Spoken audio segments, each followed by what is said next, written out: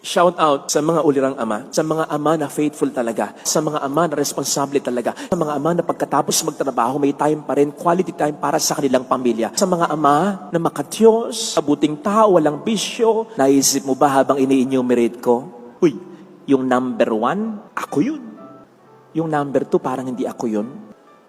Hindi kita pinamimili. Kasi ang isang ama, dapat lahat ng yan meron. Kulang pa nga yan. Aanin mo ang isang ama na marangal ang trabaho pero mainitin ang ulo. Aanin mo ang isang ama na responsable nga pero pinagpalit ang nanay mo.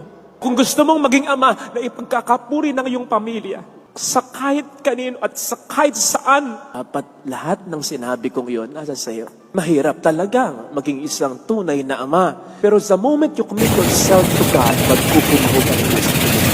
Kasi ikaw, yung magiging kapatid.